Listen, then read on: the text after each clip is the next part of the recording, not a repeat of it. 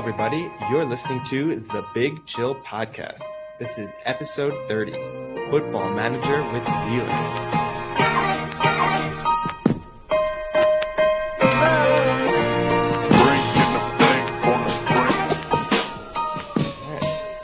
Hello, Big Chillians. Welcome to a special interview episode of the Big Chill Podcast. Today we are joined by Zealand, who is a YouTuber, streamer, and football manager expert.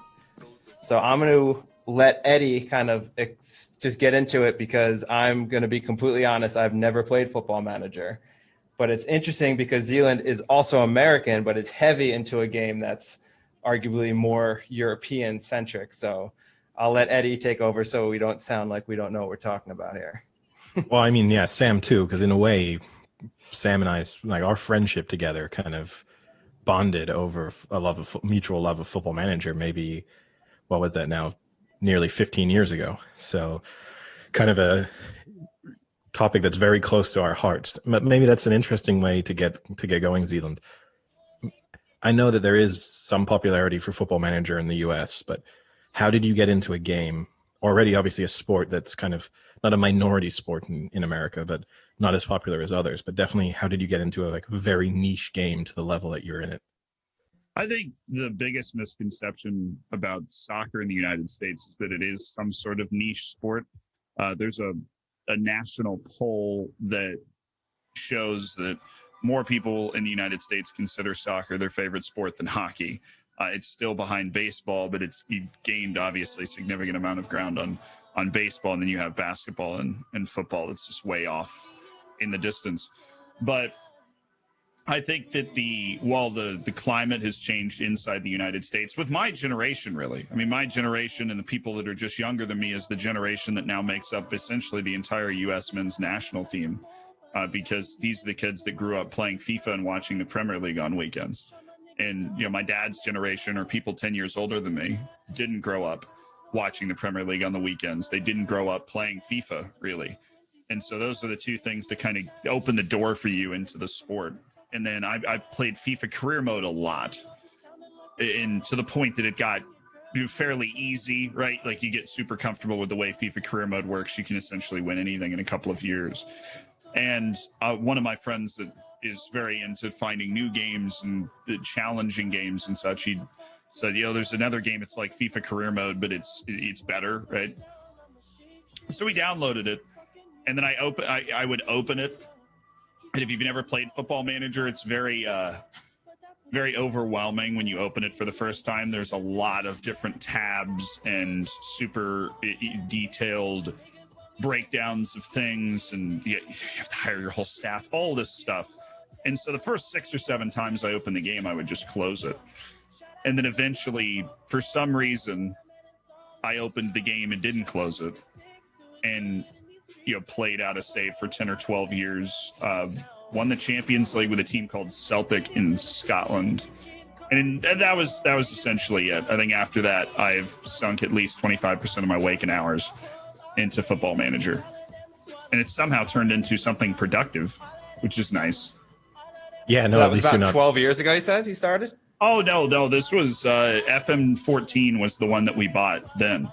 Okay. Sophomore year of college, freshman or sophomore year of college, somewhere in there. It was in the start of college, yeah. So there was a long period of my life where I had no idea what the game was, because it's not marketed in the U.S. at all. It's something to play.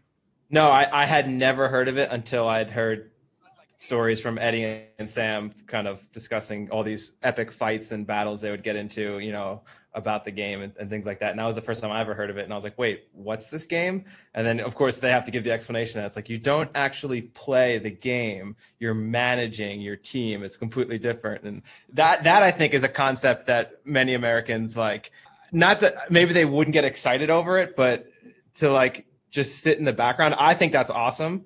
Like, I really enjoy that aspect of it, but I can see a lot of Americans be like, you don't actually play the game? Like, what the hell? But it's I think it's a cool part of it. We actually have a mutual friend who works on the baseball equivalent of Football Manager, Out of the Park Baseball. And it has actually always stunned me in a way that US sports, which kind of lend themselves more to the sort of statistical analytical approach that you could have with Football Manager. Like it's more natural in many respects, that it's never really taken off. Even the same in England, the fact that the kind of equivalent of Football Manager for cricket, which exists, which again you would think kind of more naturally lends itself to the sort of decision making, like single play aspect of the kind of nature of the kind of game that you're playing. But again, it's the fact that it's in a way that it's taken off in a sport that you would have almost thought is least suited to what it's actually trying to achieve. I just think that the reason Football Manager is such a success is because one, the team that puts it together has kind of perfected the concept for 20 years. And two, I think the sport actually, it does lend itself to this level of detail because so out of the park baseball, I think is really for the numbers geeks, right? Because baseball is numbers. It's all numbers. In real life, I mean, I watched Moneyball a couple weeks ago for the second time in my life, and it's, you can lock in on numbers completely and build a really good baseball team. In soccer, there is this abstraction. And I think where Football Manager succeeds so much and kind of captures the imagination of people who play it, like yourself, right? There is an element in Football Manager of gut instinct, of this kind of fog of war, of you have all of these attributes, but you can never be quite sure what is affecting somebody in a particular moment. Is Miles the guy that makes the game, who I've been able to meet and talk to a lot recently because of my newfound internet relevance is the best way I could describe it. He is super into that. And the only thing he'll ever tell me with this stupid coy smile on his face is, everything affects everything. I'm like, how does this affect this? And he's like, everything affects everything. And I'm like, bro, that's the answer he always gives me. So I think that's where Football Manager is able to succeed in making it more than the numbers.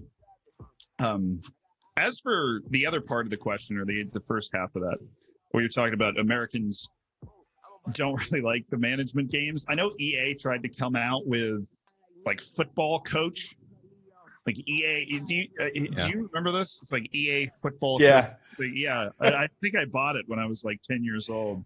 And they kind of flamed out. And the way Miles worded it to me, the guy that makes Football Manager, and I'm going to continue to bother him to market it more in the United States, but the way he worded it to me was Americans would rather shoot the ball themselves than tell someone else to shoot the ball. Yeah, Americans like to be the hero. Yeah, I guess. That's why FIFA is so popular. But there is a large number of Americans that play Football Manager. The second highest popular, I get super unnecessarily detailed analytics from YouTube, right? The second highest viewer base for the videos is the United States. That's surprising for me. I mean, in a way, it's not obviously a huge population and a growing football culture there. So it kind of doesn't surprise me from that perspective. But just because I would have thought the sort of existing sort of user base of Football Manager would be, because I guess part of your success has been, in a way, I came across your content just because at the beginning of each sort of like version of Football Manager, I'm always interested to see what the new features will be and sort of what the changes will be like and sort of maybe what's going to be different this time around. That's sort of how I stumbled across you. And I guess what surprised me at first, and maybe I probably spent a few years always looking on YouTube for that sort of content, was that for such a popular game, there was actually not really a thriving sort of system of culture, that weren't that many people producing videos or whatever about it, apart from just the very basic aspect. So, I mean, maybe how did you end up deciding that was going to be the game that you were going to sort of create content about? Oh, it's the only game I'm good at. Yeah, that's simple. Yeah, I have what I could only describe as situational blindness, where when I play first-person shooters or something, I will not see people right in front of me. I play Among Us and walk right by dead bodies. I mean, I am just not a good gamer in that sense. I work hard in some ways because now being a streamer, I like to play first person shooters with people every once in a while. I have friends that are very good first person shooter players, like streamer friends. They'll be like, you know, I was doing aim training for a while. I'm still not good. I'm now not as bad. But the only game I was good at, I started streaming on Twitch just because I played video games a lot on my computer. And then I was like, well, the only game that I could play and like explain to other people and kind of be better than other people so that they would want to watch, in my misconception of how you succeed on Twitch, was Football Manager. And so I just started playing that on Twitch. And that was kind of it. And I'm assuming we'll get into the whole YouTube stuff later, but that was a whole other thought process about how to start churning those videos out. Yeah, for sure. Even Twitch, to me, that's kind of like a bizarre universe, right? It's an aspect that I'm not really all that familiar. We actually have a friend of ours who just started streaming. He's playing various first person shooters and kind of trying to get his Twitch to take off. How did that go for you? I mean, were you just logging in for a while and it's like starting your stream and no one was watching you, or was it kind of instantly you had a couple friends? Or no, I started streaming in April of 2018, my senior year of college, my last semester of college, my fourth year. And I told people, my extended family, the vast majority of my friends, through like an Instagram post, that it was something that I did in March of this year.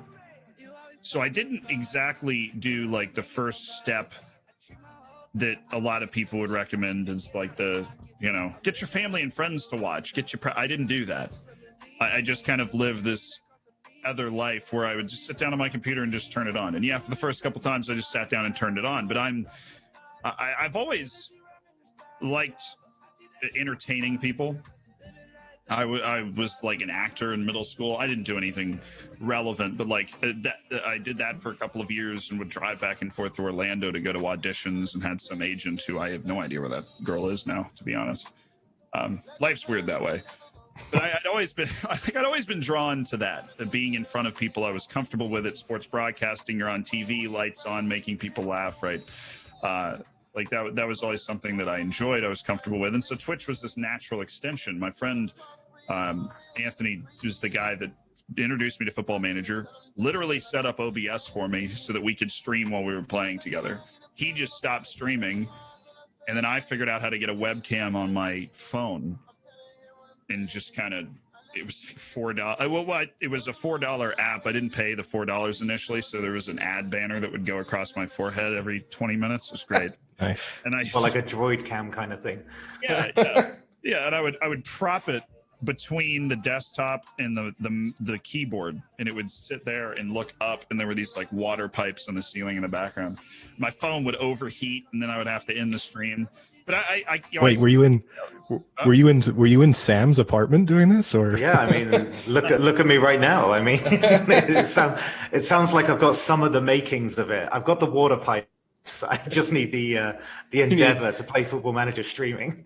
You just need skill. I would not, like, truth be told, I really don't know how I got from there to here. I think it's like any good science experiment. You have theories as to what helped and what didn't, and what caused it. But I do know that for a very long time, I didn't really succeed at it much at all. I enjoyed getting on, talking to 5-10 people, maybe 15 if we were lucky, having a good time. And that did not change one bit until the YouTube started. So that was always just, and I tried everything. I streamed every day for a couple of months. I would stream for 6 hours, 3 times a week. Like, I switched it up all the time. I don't know why. I just always assumed I was going to succeed at it eventually, with no evidence to support that theory for a very long time. That's pretty admirable. Basically, yeah. Well, blind faith. So what made you do the switch then? Well, not the switch, because obviously you continued to stream, but what made you then decide to kind of also make YouTube content at the same time? I wrote a horrifically embarrassing DM to FM Base, is Oh, they yeah. had. I'm looking for it right now. I'm going to try and find it. Oh my goodness. So I was streaming and noticed that there was a stream team that had popped up, and I when you sit here now and it's a business for me and I understand the analytics, I understand the algorithms of the websites, I understand. I watch YouTube videos constantly from guys like Devin Nash and Harris Heller and these people that they understand the business and they talk about it. So when I look back at me thinking that if I got on this stream team that I was set, like I was like, if I get on this stream team, they have a Twitter account with 30,000 followers. They're going to tweet me out like, oh yeah, this is going to be the big time. So I saw them and I was like, here, you miss 100% of the shots you don't take. So here we go. I wrote this DM and I'm gonna. It is 8 paragraphs. So I'm not going to. The sections are. Section 1 is so you Twitch. Section 2 is what's your job and how do you have so much free time to do this. The third section is but does your stream suck though? And each one of these has multiple paragraphs under it elaborating on the topic. What can you guarantee? I promised at least 3 hours of FM every single day, which is a horrific idea.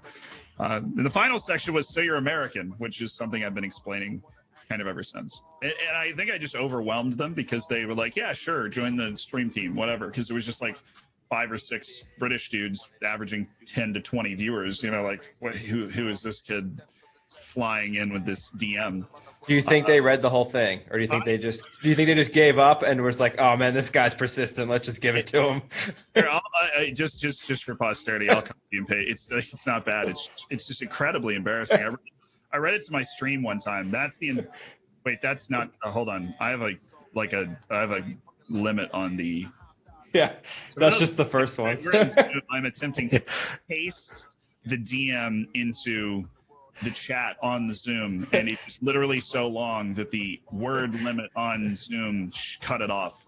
Yeah, it's not a great sign. Should we do what they just say and just say, yeah, we get it, you're good? Yeah, well, yeah. There was, I had a DM from a streamer like this before. Thanks for that. Let me talk it over with your partner and I'll get back to you ASAP. And they got back to me and they're like, sure. So I was on the FM-based stream team, which because adults are more childish than children, eventually blew up for a whole bunch of reasons that I honestly can't even remember. I wasn't involved with, by the way. But like because everything is in England. And so by the time I woke up, it was just over one day. But before it ended, the guy that owned the website FM Base was like, hey, anybody want to do a YouTube channel? You know, you end up in your life and there's like I don't know why. I was just in a good mood that day. I was particularly optimistic that day. I had never made a YouTube video in my life. I'd never done it. I had no idea how to do it. I was just like, yeah, sure, I'll do it. And literally right now, November is 13 months after I said that. I mean, that's really impressive because I was watching a few and there's some really good production value in there. I mean, you look like you've been doing this for years and years. The key is when I go to the bathroom, I've got these books full of quotes, and you really think that doesn't like help you at all. But I got the Wayne Gretzky one from one of those books, which is the reason that I ended up on the stream team. The reason the production value is so good is if you're not smart at something, get someone who is smart at that thing. And so I'm a decent editor. I learned how to do it. In my other life as a sports broadcaster, I worked as a associate producer for the last 2 Olympic Games for NBC, which means I'm like editing things. Now, I'm not one of those like super elite editors, but those guys make 6 figures and sit in their own cushy booth and a couch with like 8 screens. I'm sitting out in the bullpen, like rough cutting the stuff for them. But I know my way around Premiere. So I edited my own videos until about March. And then this guy reached out to me and was like, hey, can I edit for you? And I was like, you're a saint. Absolutely. Like I watched it. I knew what he was doing. Did he send you like 46 paragraphs asking if he could edit, or was he just cut to the chase? The chase. I wish I knew what platform he reached out to me on. I could like find the message, because that would be pretty, because we are like brothers at this point, because we're just in the trenches. I mean, you're doing 3 videos a week. I am always filming a video, reviewing a video, Yeah, that's basically it. That's. I was going to say there was But like those are tension two build really up. important I was, things. I was waiting for a huge tension. Yeah, no, that was it. Then I'm packaging the video, which I always do like at 2 a.m. because I put that off, and that's like writing the title, the description, all the putting the tags in. But I just invested in him because he was similar part of life. And so I initially struck a deal. I was like, hey man, I'll pay $800 a month, 2 videos a week, and we'll do that. Right. But what I didn't take into account is like in the United States, we make a lot more money because we pay a lot less in tax. And so that $800 a month was like 40% of his entire income. Like he got a job out of high school and was working. He's like a computer programmer. And so one day, way too late, I think like 3 or 4 months ago, I was like, hey, you're like, what would it take for you to go full time? And he's like, oh, I'm only making like, $1,250 a month. I'm like, are you serious? Like, it's like I could have paid for you to go full time a long time ago. Yeah, he was like, my number for going full time was $650. He's already full time. Basically, there were, and he would be the first one to tell me, like there were better editors than him out there. They were professionals, jerks, and I would have just been a job to them. For him, and for me, this is like a grow together situation. I picked that out, and I was like, man, I'm gonna double what you're making, just so you're like, I'm gonna double what you're making, so your parents won't give you a load of crap for leaving your job to be an editor full time. And he was like, okay, that's a huge decision we've never met. It's all been happening. That is a crazy thing to think about. And so never met in person. Exactly. I'm convincing this guy, Reese, to go full time. I wrote a contract. My dad's a lawyer. I was like, yo, Pops, check, like he worked this contract out, and I like sent him a contract. I'm like, look, this is completely legit. Like, because I know his parents, like if they were my parents, they'd be like, there's no way. Like, you're not, this is not happening. So I said the contract, and I was like, I offered to speak to his mom. He said that wasn't necessary in the end. But, he's like my age, but I'm 24. So he was, you're still kind of in the orbit at that age. Like you're there, but you're not. Oh, no, 100%. And also, I can understand also from his parents' perspective, not only is it joining this kind of random person he's never met, but also in an industry that I'm sure to many parents feels very foreign to like any other generation. If you're not under 30 now, the concept of streaming and YouTubing, and then you're just the editor for that video, and that somehow you could make a career out of that seems incredibly foreign. It's foreign. Yeah, but that's the thing. I go through the same thing all the time. I deal with everyone from your grandparents. So I had a grandmother who you'd send me clippings of stuff. She passed away recently, so rest her soul. But I love this story. Is I would try and explain what I did, and she was all there mentally, razor sharp, like, but 92 years old. And I'm like, I streamed.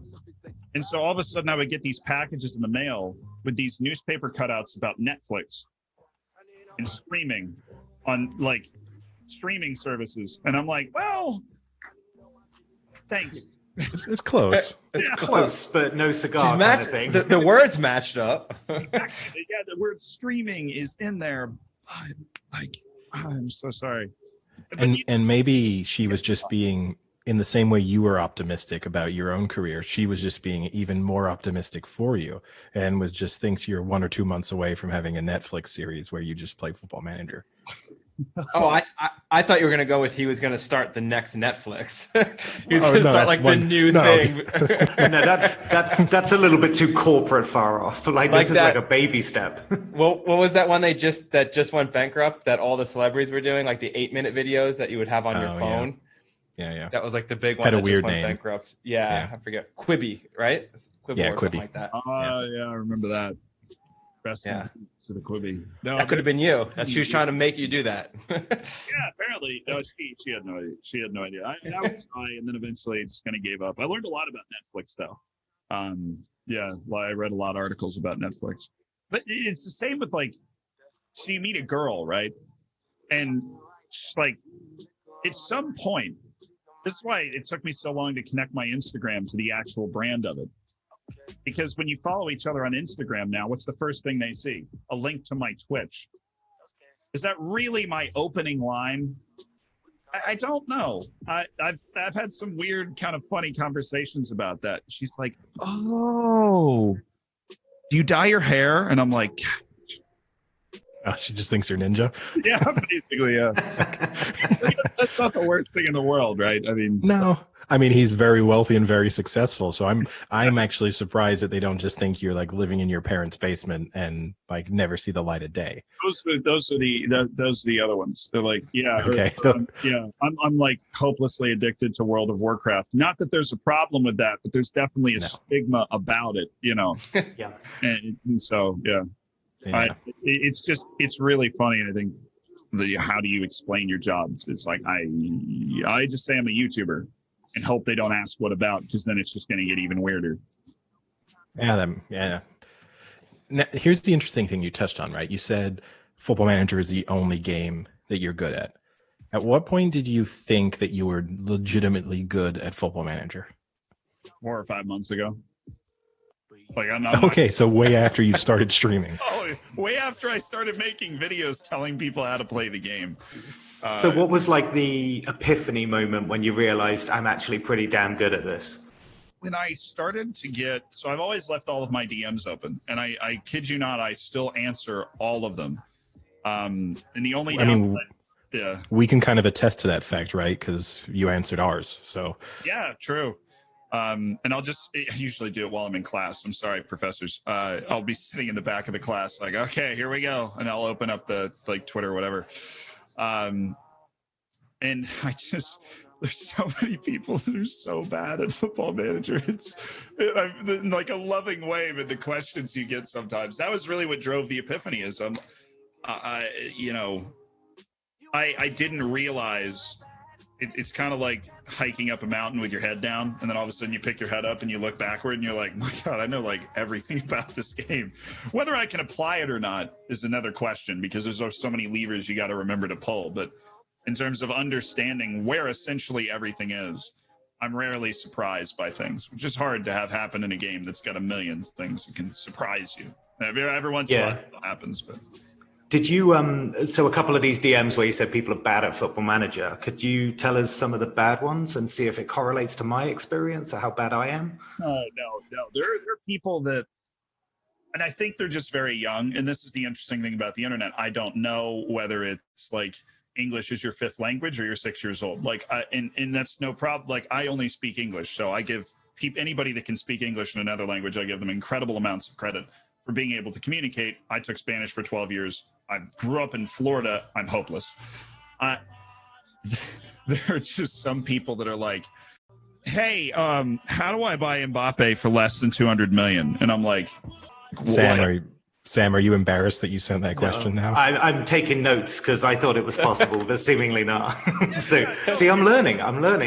Like, Sam was like, I thought my English was good. I literally didn't know that you like English wasn't your first language. That's not what I was referencing. No, my joke was more that's the kind of basic Football Manager question. Sam and I have, at the start of every year, there are 3 of us, not Frank, another friend of ours, and going back for years now, we start a file together. And I'm a Blackburn Rovers supporter, and every year I start as the Blackburn Rovers manager, and then whichever division they are in at the time, Sam and our other friend choose a team in that division.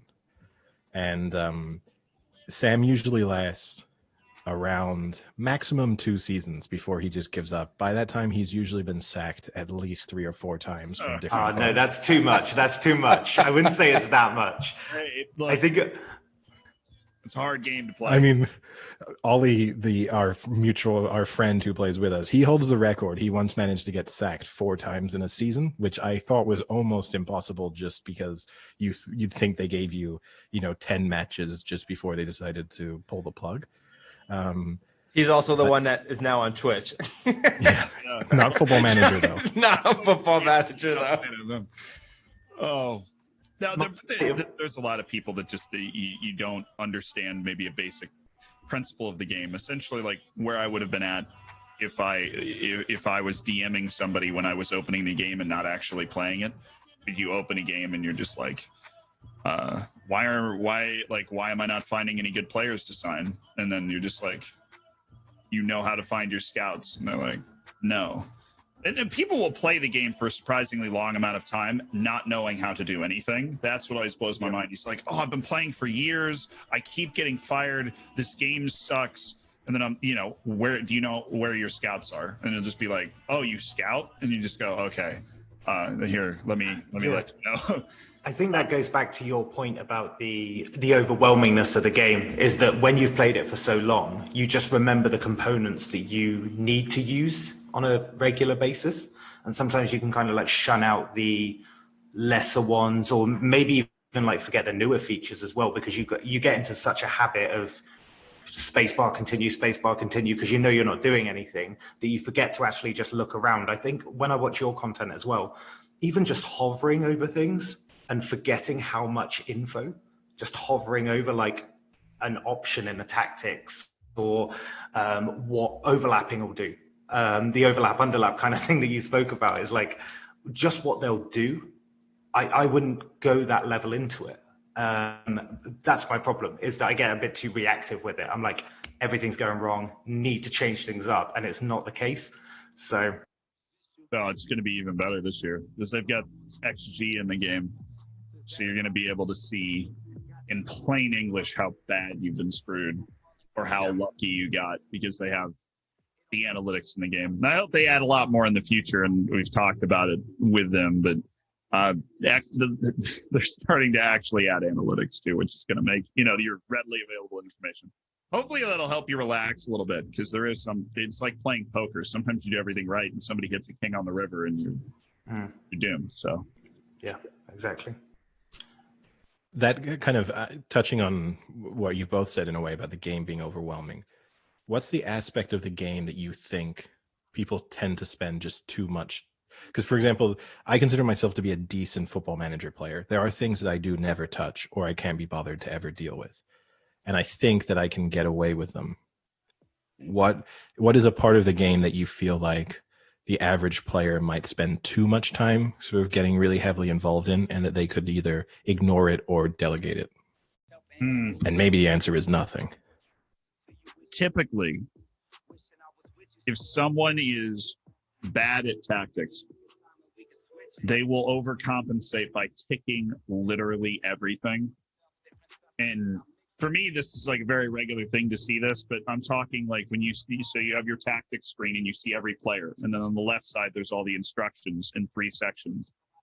And when those instruction things are completely full and you are not Nap, who is the tactic creating god of Football Manager. I have never met this person. I messaged them on Discord to talk to them about various tactical concepts. They fill up the left side too. But people that struggle with tactics will assume that you have to tick everything.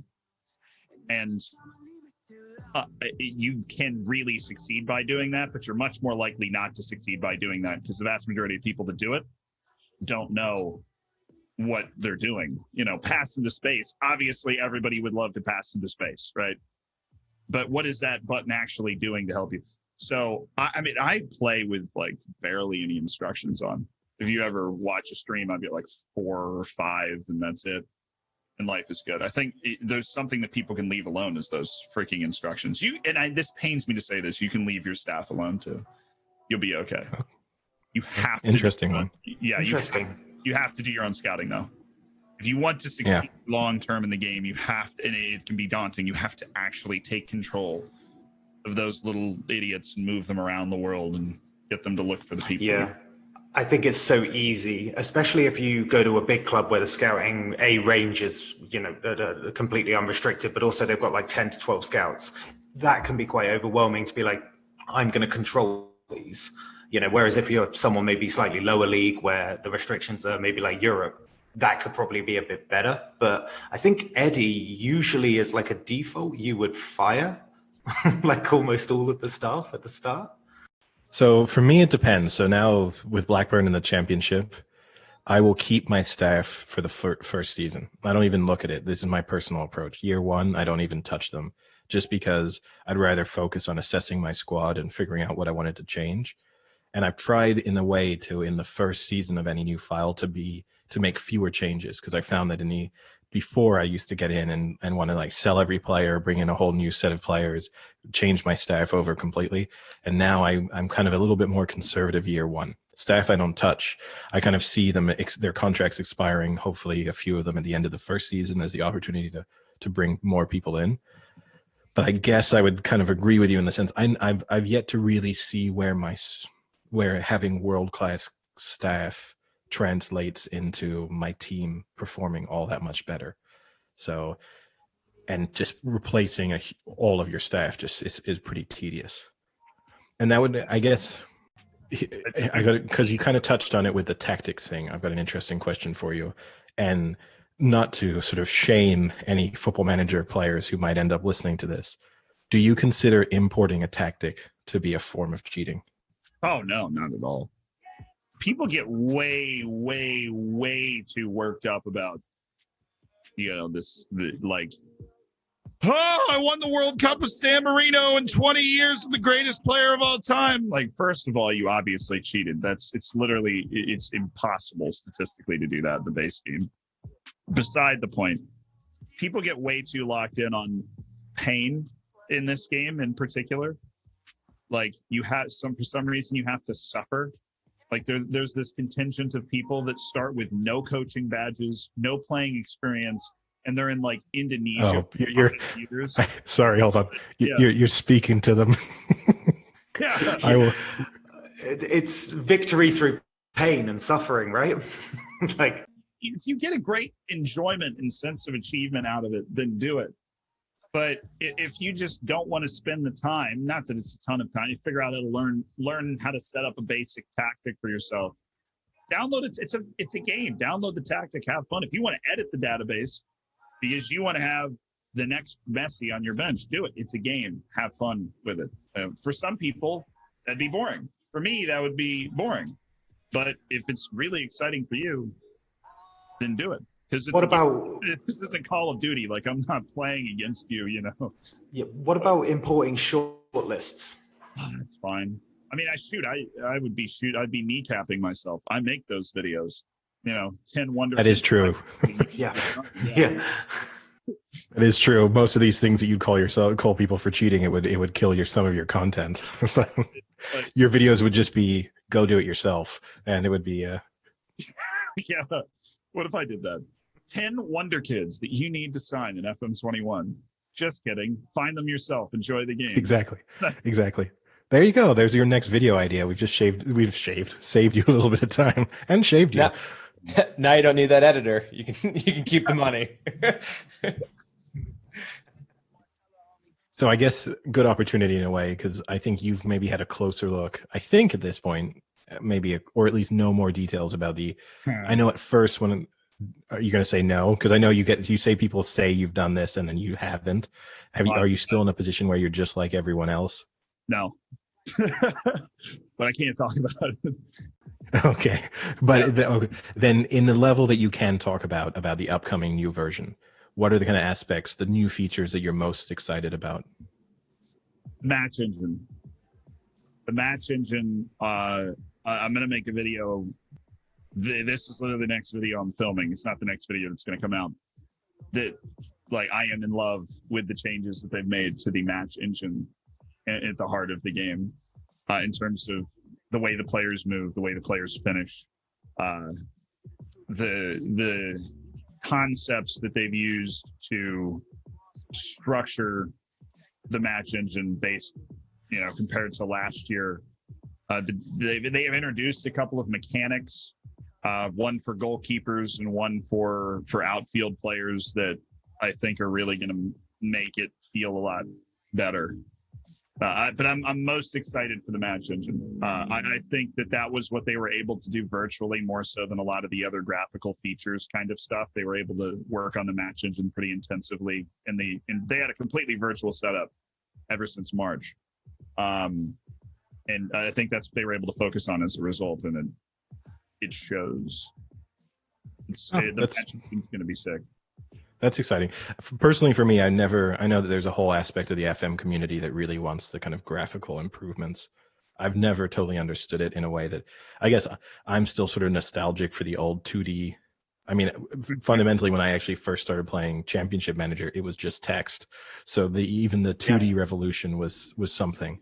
So like I can remember going back to just watching little highlight text pop up on the bottom of my screen and feeling like I could still sense how the game was going, which I think was the most bizarre aspect. And even with 2D, I remember playing with friends and you felt like you knew if you'd scored a good goal, which sounded insane to say about like 2D dots moving around on your screen, but you kind of felt, you could sometimes feel proud of the quality of football that you were playing, which is so bizarre. It's exciting to see the match engine, because to me that in a way is and then I know you've spoken a little bit about how the changes in the way you'll interact with your players. Seemingly that's kind of been not revolutionized necessarily, but sort of big steps there. What I want as purely guilty pleasure for what I play the game for is the experience and the stories. So the more you can bring that to life. I mean, I also love winning, right? For some reason, you get this crazy endorphin rush from just winning in Football Manager. And you go get a sandwich out of the fridge and life goes on. But the ability to interact in a more realistic way, and what I really hope they add to the game is, so when I'm talking to a player, let me be sitting in an office, let him walk in and sit down and have that FIFA's got a few things like that, and I never want Football Manager to become FIFA in terms of the way the game is structured with ultimate teams and that sort of stuff. But I think graphically, the more you push yourself in that direction, off the field, the better. I mean, on the field, it's impossible to get to that point. I mean, you got people playing on computers that just don't have the processing power to handle that. So even if you had the financial ability to motion capture every move Ronaldo's ever made with his hair, you couldn't put it in Football Manager. But if you can get it off the field, because it's a manager game, you win in Football Manager off the field. What you watch on the field is the result of all of these little things you've done off the field that gave you a 0.1, 0.2, 2% better chance to win. You signed this guy, or you made this guy happy, or you didn't piss this guy off. So when those interactions in those boardroom meetings, in those scouting meetings, signing contracts, if you can make those, and they're doing a better job with gestures now, you can hug people and dap them up and whatever. But if you can if they can put you in that room, I think the game goes to a whole new level. And that'd just be a completely guilty pleasure. No idea how feasible it is. Love that. That makes sense. To me, one of the things I've never really understood, I've never seen the translation between when you're a favored personnel of someone to how that changes their interaction with you tremendously. You can have a player who absolutely loves you, but I don't necessarily feel as if that always converts into more loyalty in any way. Not that it necessarily should, right? You could play for Mourinho and love it, but then you decide you don't want to play for Tottenham anymore. There's no reason, but part of me would hope that might at least make the player take a little bit longer. To have a player be like, you're my favorite person in the world, but I'm handing in my transfer request because I've just thought of this idea. And sometimes it sort of feels that way. And it would feel nice to kind of have a relationship with your players. Even if the reverse, they hated you and just wanted to leave because they don't like you at all, that would also feel very realistic. Yeah, I mean, that can happen. I think what's happening in the first scenario is there are hidden attributes on players. So one of those hidden attributes is actually a tandem. It's loyalty and ambition. And so typically if you end up with a player that just wants to leave, the ambition is really high and the loyalty is low. So even if they love you, and if PSG comes in, that's where they want to go because they're a really ambitious person. Ambition's a double-edged sword because it actually helps your player improve faster too. But they will want to leave faster, and they will demand more money in contracts and everything. It's very realistic, I think, in that way. Yeah. Now, touching on the kind of inner workings of the games, maybe you'll know this, maybe you won't, and maybe it is a complete myth. But one of the things that I always used to hear, and this is probably going back about 10 years, when people will complain about the number of late goals that they experience in Football Manager, And the excuse that I always used to read was that the match engine kind of predetermines a likely result of the game based on your tactics and your lineup sort of at the start. And then you can mildly influence that over the course of the game, but in a way it will try and correct to get closer to the predetermined result at the end, which means that there's an increased likelihood of late goals.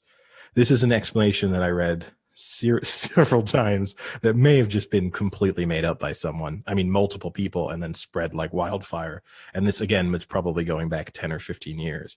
Based on the look on your face, it is seemingly not true. Well, there's just like, there's just a point where you are never going to get a perfectly statistically accurate sample size of people actually scoring 1v1s in real life compared to how many people actually score 1v1s in Football Manager. They match the two up and try to, so how many times did somebody score a goal in the last 10 minutes in real life in every league in the world, or, pick your leagues, and then how many times in Football Manager did the match engine have a goal in the last 10 minutes? There are so many different factors that would affect that, but the core principle of what you just talked about is kind of right. So the match engine is all ones and zeros. It's all well, obviously, but it's all numbers. It's driven by AI, and what the match engine's goal is to present you with what the numbers say should be happening. So when somebody wins, somebody dribbles by somebody on the left wing, all of the attributes came together in that moment, the fitness, the sharpness levels of the players to say, that guy's going to get by this guy. And then the match engine's job is to just show you that guy getting by the guy in front of him. And so it is predetermined really at the beginning, what the odds are, but that's hidden under a veil. And then obviously the changes you make can affect those odds. It's hidden under a veil because if you saw that, it would ruin the game completely. They boiled all of the attribute numbers and the fitness and the morale and how good your team talk was at the beginning. If they boiled that all down to one number, it was your likelihood of winning the game, it would ruin the entire game. They could, that's how it works, but that's just not that. You say this, I did used to play with an online game with a guy who literally just holidayed all of his matches, but then he would play the in-between, set up his tactic, and then just holiday the match. He had zero interest in ever watching it. Now, that always blew my mind because I assumed even if you set up your tactic, it somehow might have change the outcome. So it's not like you're getting a true result. But he just literally said, "Why would I want to sit in people? I enjoy the transfers. I enjoy setting up the tactic aspect. I don't care about sitting and watching them." I mean, you get a worse chance to win because you're not the one making the changes. You have to believe you're smarter than whatever your manager's attributes are in the game. So if you actually play the game, you have a higher chance of winning because you get to make the changes. But one thing I find with the game is when you have more human players in the same league, it almost throws up more random results when the human plays a human. There always seems to be like more goals or more controversy or more like events happening in a game. I don't know if it's probably a superstition. Like everyone's got specific superstitions, but right. What you're saying is right. This is an actual thing. That is so. Playing. Look at Sam's face. He feels so vindicated right now. No, it's just mind. It's like a mind blown. But the amount of times where you see these examples of people like I think Eddie was talking about it as well, where you've got like these 20-team Premier Leagues where everyone is a human player, and you'll just see one team lose every single game.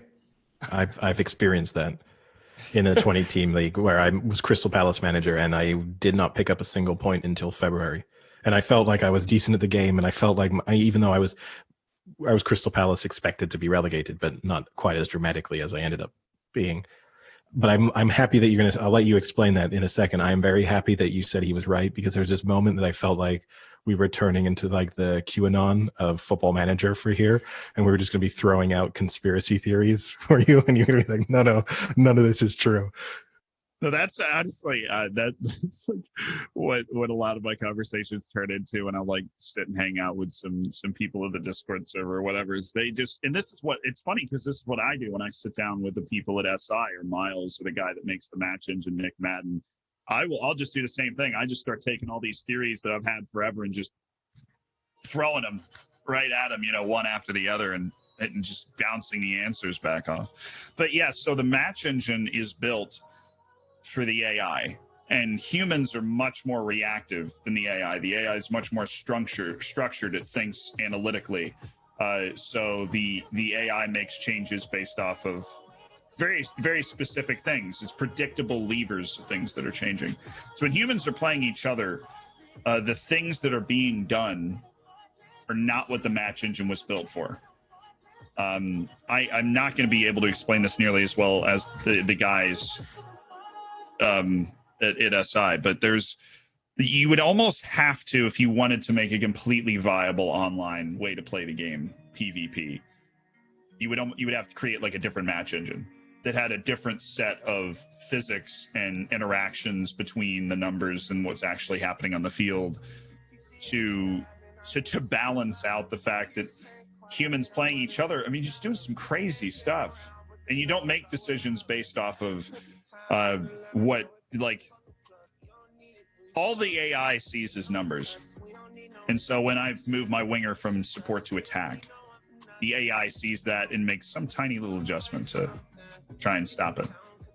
I won't notice that most of the time, and if I do, I'm not going to make the same adjustment every time. And so the match engine is just not built for humans playing each other, which is, Football Manager should never be an esport, just kind of because of that. But that's it. That backs up your theory. I had a conversation less than a week ago about this very topic with people that know what they're talking about, and you are right. It goes all the way to the top. It's a conspiracy.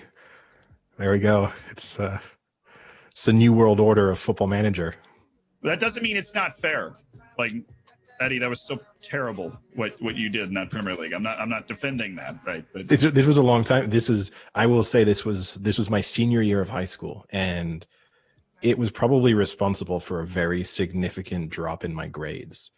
I got from the Blackburn Rovers message board that I was a part of. Someone started this 20-team Premier League file and then you were just randomly assigned your team when you joined, and you were good to go. And it was amazingly fun in the sense that, obviously, I guess one of the advantages you have as a human player is once you are aware of who the wonder kids are, who the affordable players are, all those kind of things, up against the computer, you kind of have that edge. Whereas once you stick all these human players in, for the most part, people start off the game kind of going for all the same people, assuming they've played the game a little bit. So from that perspective, it took a lot more thought and a lot more time. Obviously, I didn't do that well because I was terrible. But I mean, I still, even though I remember getting my first draw in February and being over the moon, feeling like it was a real achievement, and went down. I think I ended up having 9 points when I was relegated, and felt like it was a hard luck story. I didn't really feel like I was that bad. I've significantly improved at Football Manager in the sort of 15 years since then. But no, I mean, like, there's also, it's kind of going uphill with the morale in the game.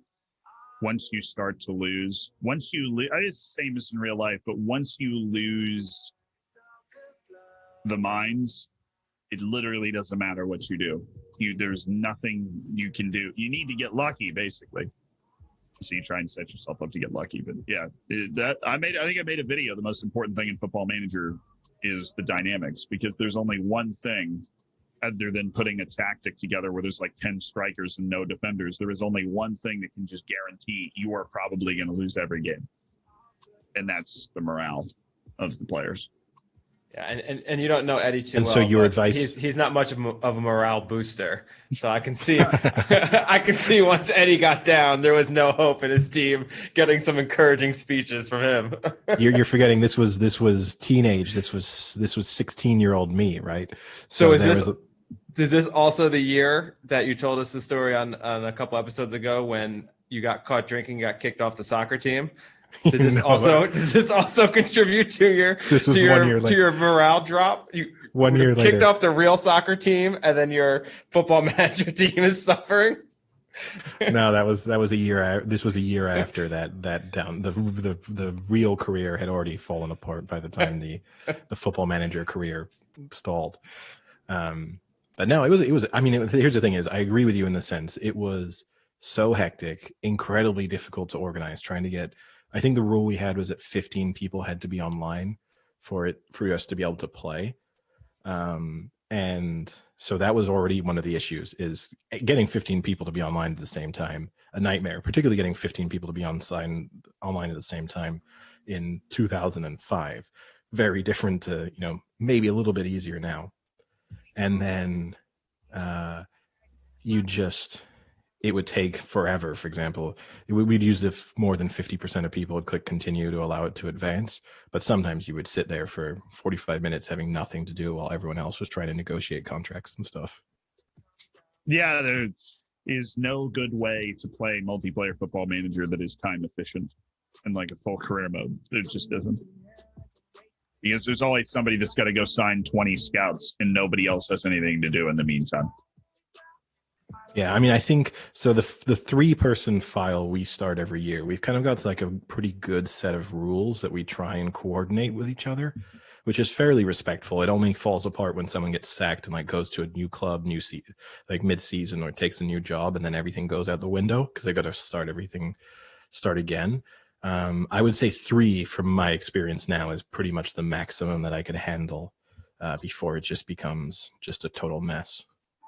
Yeah, that's why the people that are like, hey, do you want to do an online save with like, I think the idea I had, just because I have like 5,000 people in the Discord server now, and then so there'd be somebody that, oh, there's all these people here. Let's get like, every team in every league. I'm like, are you really? That would be amazing. Yeah. I'm just going to tell you, you should do it.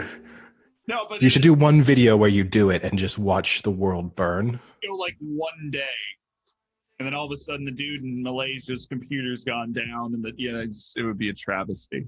Oh, you got to do it. You got to do it for at least 2 hours. Come on, you just got to see. Yeah, just 2 hours would be one day. So yeah. There's no way it would last 2 hours. There's no way. Do one day. Yeah, every single so every team in Football Manager is like 60 leagues. 60 leagues and an average 60 countries, probably an average of 30 to 40 probably an average of like 30 to 40 teams per country. I think that's 2,400 teams. So let's do it. 2,400 people setting up the first day in Football Manager would take 2 hours. I'd love it. I'd love to see it. I'd also like to see, because everyone would be using the same short lists for staff and players and stuff. So that moment you had that one continue, it would just be a flood of messages of like other clubs being interested in someone, other clubs putting in a bid. It would be obviously totally not feasible, but it would, just to see how badly it would go, would be entertaining. Yeah, I'm always just thinking of the mega server. Who's hosting as well? Yeah, the problem with FM is it's hosted locally, so all of the 2,400 computers would be communicating with each other. I'm pretty sure we'd have a bigger P2P network than Bitcoin at that point if we were working on that type of. There thing. you go. You could use Bitcoin to fund the transfers. You could actually have real life, like cryptocurrencies. Create your own Football Manager blockchain. Exactly. Zealand coin, you could. Oh boy. This could be your next step. Oh man. If you need more ideas, just come our way. It's fine. I appreciate it. Yeah. It'd just be so painful. It's one of those things, I got to be really bored to do that video. I got to be sitting there like, oh, okay, I can't watch this. I can't watch any more Office on Netflix. I got to get up and. So talking about your videos, how much thought are you putting into your videos before you do them? I mean, are you writing a full script? Are you like editing the script? Are you kind of going off the cuff a little bit? Like, how much prep work is there into each video you do before you actually get on the screen? The most will be a 1-page long list of bullet points with sub bullet points. The least will literally be sit down, lights on, turn on the camera, go. The last one I filmed was that. Because the idea just kind of offers the script in itself. And so I'll just sit down. I come up with the intros on the spot. I really never pre-plan those. I just like something just comes to me and then I do that. And it's kind of become part of my brand. If anybody's listening, the vast majority probably have no idea who I am and haven't seen these videos.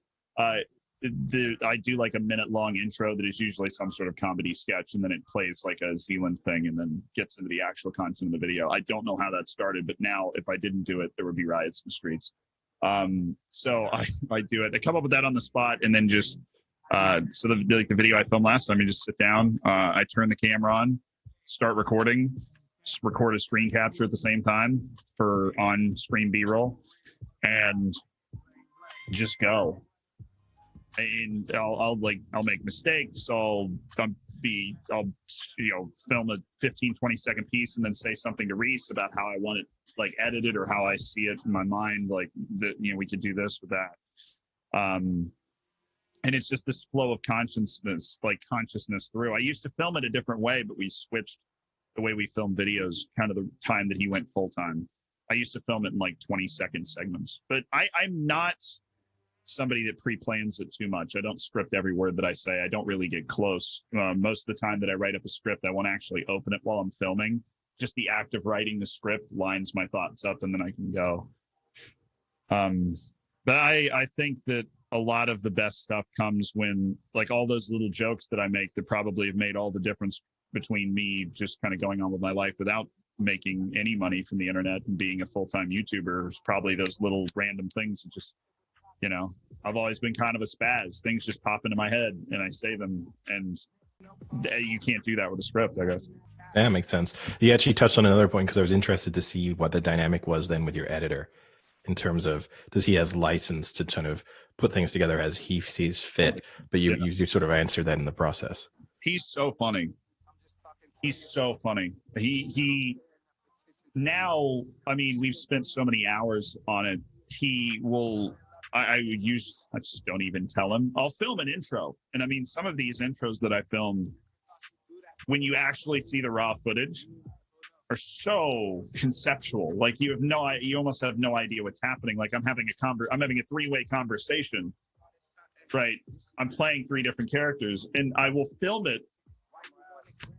Like I'll film all one character, all the next character, all the next. And okay. Put it together, like because I have to go put a hat on or something, some stupid like Ushanka, or I've got like the Colombian character Zalando Escobar. I put on like huge shades and a big wig, and he will just put it together. I almost don't want to tell him at this point, because he'll put it together, and I'm like, that's awesome. Like he sends it to me, I'm like, that's it. Yeah, if it's working. Yeah, and so we have a flow. I trust him enough to where sometimes I don't even review videos. If I've got a huge school project or something, he'll finish editing it, and I'll just be like, cool, put it up. And he'll put it up, and then I'll like put the thumbnail on and write everything, and I don't want to even watch it. I essentially trust him with my life. I put out 5 or 6 videos I've literally never seen the finished product of, because I trust him so much. It's a very close relationship with someone that you have never met. It is very impressive. Yeah, I mean, we talk all the time, so it's not weird, but I guess it's just that it's internet plus COVID equals new experience. Yeah. And then one other thing I had to ask, because you kind of start with pretty random teams for your videos for the what's your process? I know that, for example, I've seen at the moment there's the kind of the craze of the random shirt. I don't know if you've seen this, the like random kit you can order online, and they mail you pay, I think it's £35 or something, and they're going to send you a random shirt of some team from around the world, and whichever one turns up, that's your team for the year. It's kind of the way they're doing it. What's your process for picking the teams that you end up with? Random inspiration. So the first save I did that was relevant on a large scale was the Bate save, which is a team in Belarus. I won the Champions League with them in 9 years, which requires a lot of luck for things to go that well, but that's beside the point. I was a history major in undergrad. I was watching a World War II documentary, same one on Netflix for the nth time. I mean, I just throw that stuff on and eat it for breakfast. And there is an episode in World War II in color called The Soviet Steamroller. And I was like, it's great. I'm going to do a save called the Soviet Steamroller and try and win Europe. I don't know. And so what are the Soviet countries in the base game? The former Soviet countries in the base game would be Belarus, Ukraine, Russia. So I start the stream and I pull up a random number generator, 1, 2, 3. Hit the random number generator. Belarus was 2. I get Belarus. I go to the country. I don't want to start in the second flight of Belarus because that'd take forever. And that's just, you see, this is the avoiding the pain portion. Like, I just didn't want to start in the second tier of Belarus. And so top tier of Belarus, how many teams? I have Football Manager open right now.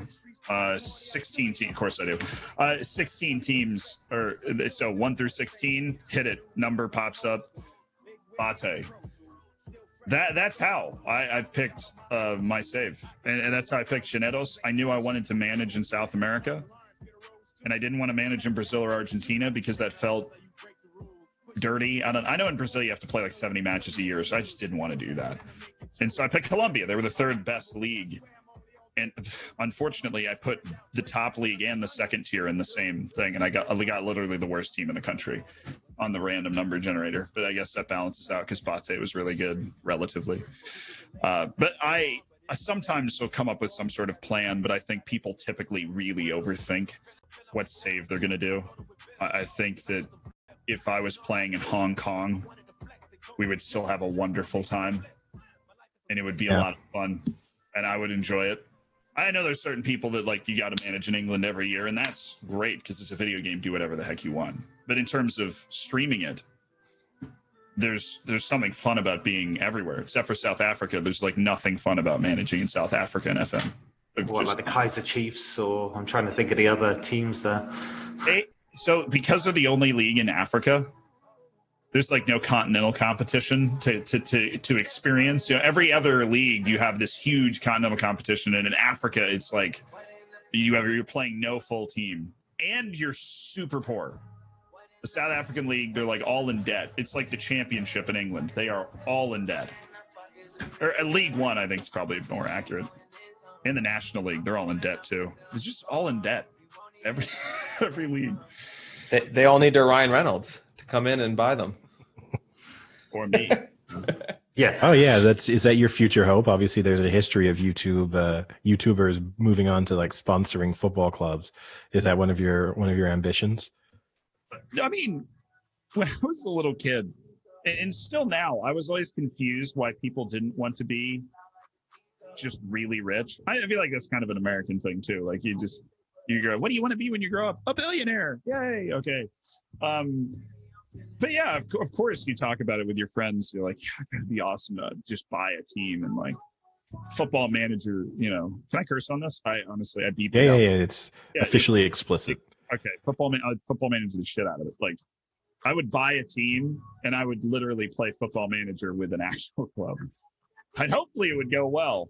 But yeah, I've talked about that before. I don't think YouTube would get you there. Spence is great. I know Spence and him and #United. That's just a super cool thing. I don't know if I'm down for them, like the 9th tier of England, as fun as that is. But I mean, that brings up the point, though. You don't have to own the team, but do you ever foresee this kind of transitioning into an actual manager spot for a sport? You know, being like a more analytics-driven general manager for. It doesn't even have to even be European football. It could be American football, baseball, like you said. You know, it can be pretty analytic heavy, things like that. Yeah, I get asked this a lot. Do you think you would be a good coach, or do you think somebody should hire you, or like some small team somewhere would take some weird flyer on me as like a coach? No, I don't think I would be a good coach, because there are certain things in Football Manager that you just press a button and kind of let go. I do feel like I could handle putting the players together. I feel like I could handle putting the tactics together. I obviously could handle the budget part of it. I don't know how to run training. Like on Football Manager, you set up the training and you go, overall, outfield, attacking. I don't know, and then it improves your players this much. I don't know how to go out on the field and lay the cones down and be like, all right, boys, this is what we're doing. I don't know how to do that. There are just certain things in Football Manager that don't translate at all. I think that's one of them. If you wanted to have me as an analyst just like scout players or break down how they're influencing the game, yeah, I might have a shot at that. But actually being the head coach of a team, I have literally no shot. Well, real quick, Eddie, before you jump in, I'm gonna poke the bear a little bit. You told us you're from Tampa, and you say you wouldn't be a good coach. Would you have taken Blake Snell out of Game 6 of the World Series? So you warned me you were going to ask about this, and I forgot about it, which was good for my PTSD. But now we're back. So, World Series Game 6, Blake Snell gives up a second hit with 1 out in the 6th inning, gets pulled. Not surprised it happened at all. Super Rays thing to do. Analytically, the right decision. But the issue is, you bring Anderson in. It's the guy that ended up coming into the game. And all Anderson is thinking about was, is this the right move? This is kind of weird. I don't like. That's all he's thinking about. That's all everybody on the field's thinking about. The Dodgers are jumping around in the dugout like, yeah, we got him out of the game. So even though the analytics say take him out of the game, right? He's likely to give up a run in this situation. Maybe even over 50%. And Anderson is obviously much less than 50% going to give up the run. But mentally, Anderson is not normal Anderson. The Dodgers are not the team that my team is playing against. They're not the normal Dodgers. They're now excited, optimistic, where before they were anything but. Anderson is distracted. Blake Snell is all pissed off in the dugout. So the entire Rays team is sitting there going, well, maybe this wasn't the right decision. So the mental aspect of the game completely changes, which the analytics in that situation don't account for. Now, in a regular season game, that mental switch doesn't happen because it's the regular season.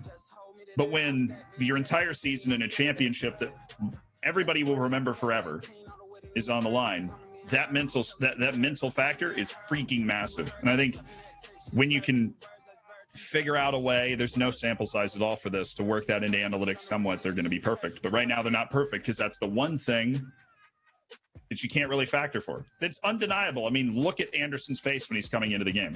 That, and he's coming in with a runner on and 1 out in the 6th inning of a World Series that they have to win. And he's cold. He's throwing his first. And the top of the lineup, right? He's throwing his first pitch to the best player on the other team. I would be really nervous. But Blake Snell. I hope you would be. Yeah, well, yeah.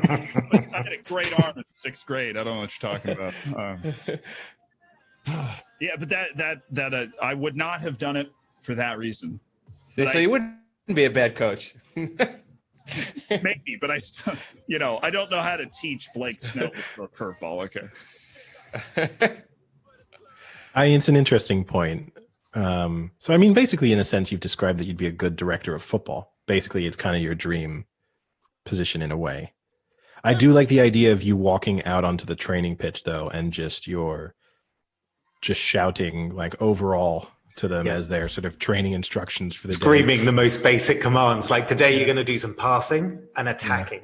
And then just walking off, just being like, job done. We've nailed training today. So that would be my meeting with the managers. Like, all right, boss, we're going to do attacking today and then attacking set pieces today. Have fun. And then just leave. And that, you figure out what exactly we're doing. Yeah, that would be nice. And then your team talk. Yeah, I don't think my dreams would go in that direction. I think that would be like a kind of guilty pleasure. So I guess while we've kind of still got you, and just to kind of round off the actual Football Manager itself discussion, what's kind of one, I guess in a way you talked about it with any improvements you wanted in terms of the player manager relationships and even in the match engine. What's one improvement you'd like to see in Football Manager that you don't think is getting the attention it deserves? And not as a criticism of them, because obviously it's a huge challenge to improve the game year on year. And as someone who's played Football Manager myself now for such a long time, I do feel like every year, unlike say something like FIFA, every year I do actually enjoy the new version, and they deserve tremendous credit for that fact. But what is kind of the one thing you wish, if you had sort of strategic control of their planning, you would want them to get done? Right. I mean, I'm not one of them. I'm more than happy to criticize them. Like, I just know them now. When before I really enjoyed talking about how I'd literally never talked to them before they finally, we sat down and talked a bunch. But yeah, I'm more than happy to say when they do annoying things, they definitely milk features, like some of the feature releases that they drop are just the most irrelevant things of all, the tiniest tweak in wording or something. And they're like, oh, this is a new feature. I'm like, come on, man, really? But if I had to introduce one thing into the game that I need a bigger sample size going forward, but there are no dribble moves in the game.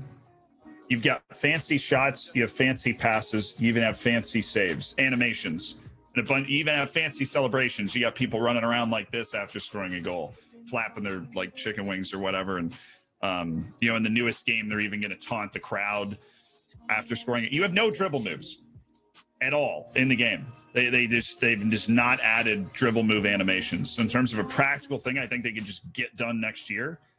Add some step overs, add a little shake, add some bake, a little bob and weave, like flick, meg somebody. Like I want to see that. I know that the numbers just said he gets by him, but maybe the numbers could say he gets by him with flair, and then he gets by him with, like, instead of just running around him, he absolutely cooks him and like steals his firstborn or something. I would love to add that in the game. And it's just not right now. That seems feasible. Other than the fact that the dream game is Football Manager and FIFA combined, I'm thinking reasonably here would be add dribble moves. Everything else is in the game, but right now people just teleport through the other person when they beat them off the dribble. Yeah, I mean, I guess what you really missed out on, EA did release a version of, they released the kind of Football Manager, their own sort of competitor of Football Manager itself. I think it lasted for 2 or 3 seasons for a while, where they were really investing time into it. One of the things I liked about it was you're able to spend money. Like you would earn your money, and then you were able to like buy a nicer house and buy a car. You couldn't do anything with them, but you would then it would just show you going into your nicer house, which kind of justified, obviously, another thing in Football Manager. I know that having a higher salary fundamentally increases your job safety because it makes it more expensive for a team to sack you. But aside from that, it has sort of no benefit. Now, that's a pretty substantial one, but it is one of those weird things. You go to negotiate your contract, and I'm always torn as to, like, am I better off taking a lower contract so that I don't hurt my club, but run the risk then of obviously being more sackable in the process? Yeah, I mean, if you wanted to play it a real hardo style, you're not going to get fired. Just take a $1 salary. That's why I always just accept. Normally, I negotiate up or down fastidiously.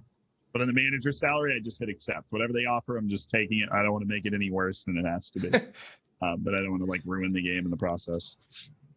And then I've got 2 quick fire.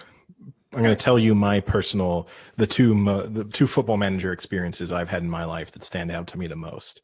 I once lost a friendship over Football Manager in another multiplayer game. I was the manager of Blackburn Rovers. I was also England manager.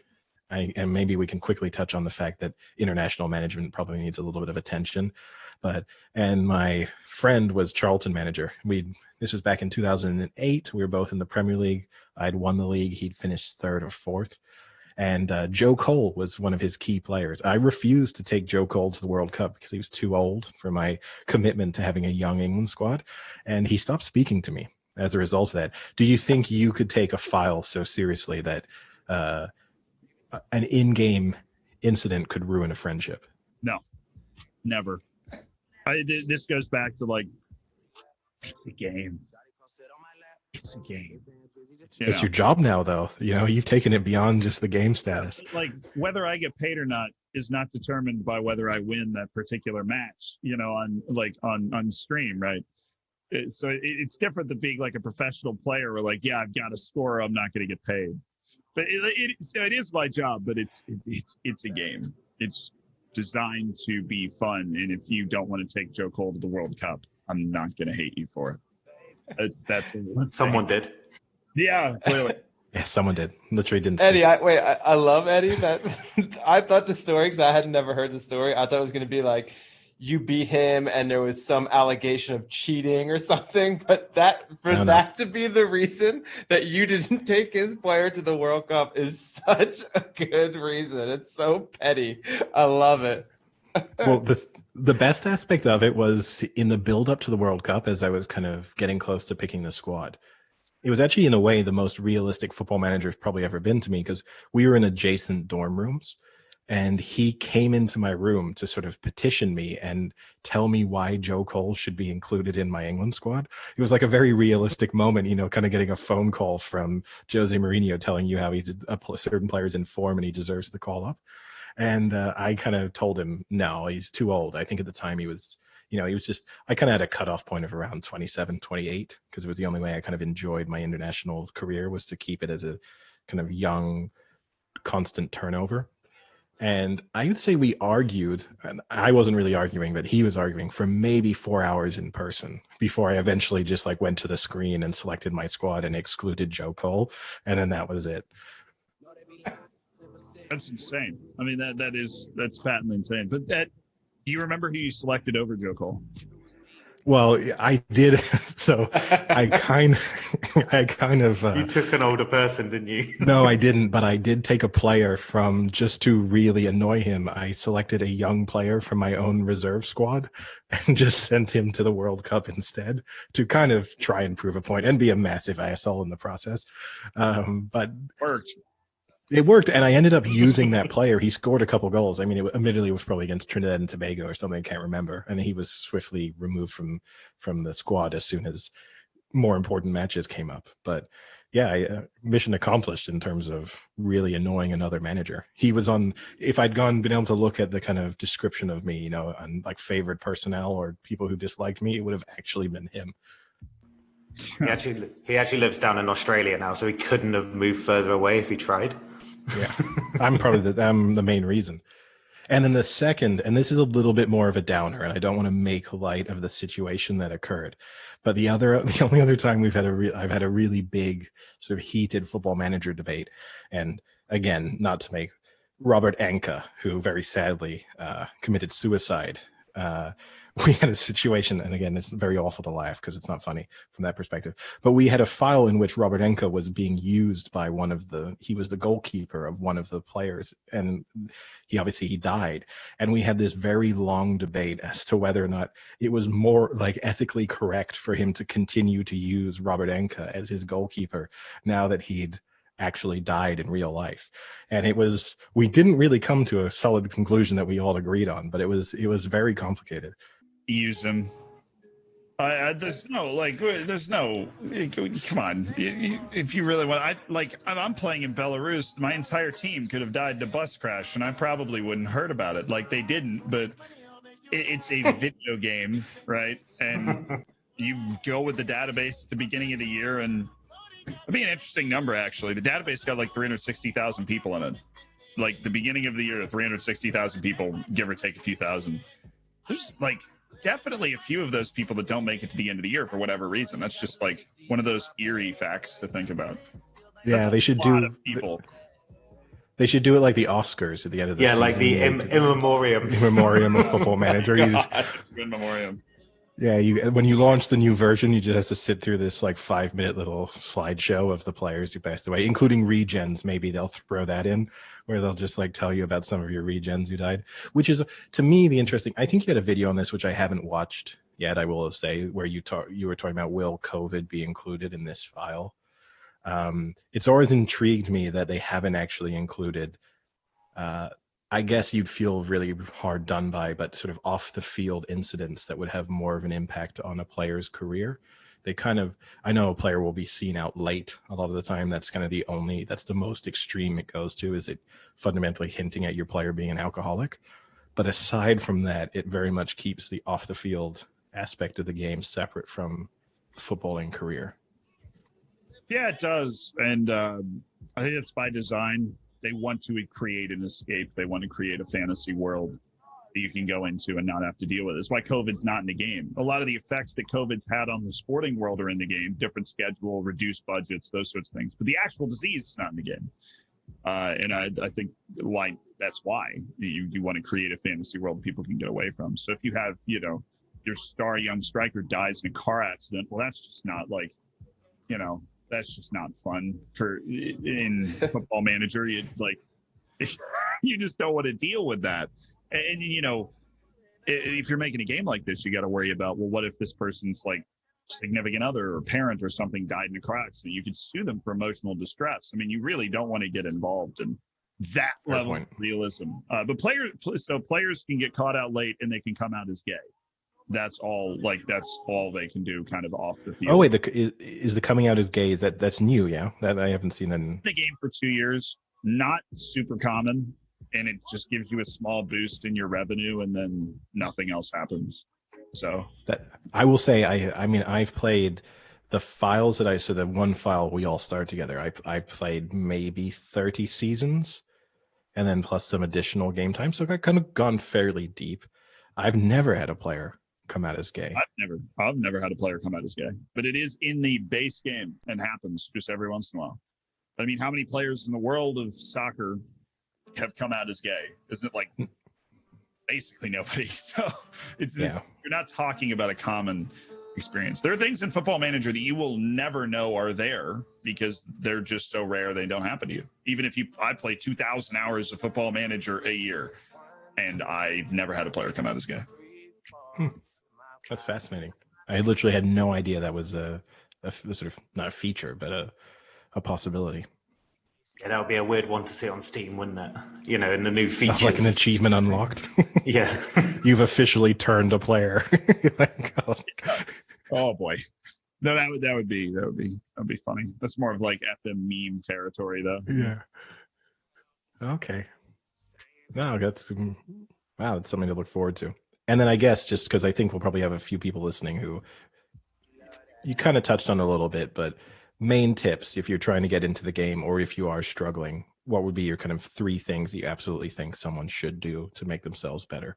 Apart from obviously what you already mentioned in terms of paying attention to your scouting.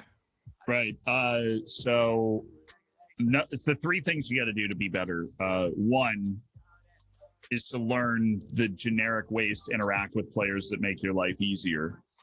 This goes back to the morale, because you're going to have players that come up to you with a bunch of different requests for things, and you now my eye can just kind of like pick up, and I'm sure yours can too, to pick up the automatic response, and you just like fire it off.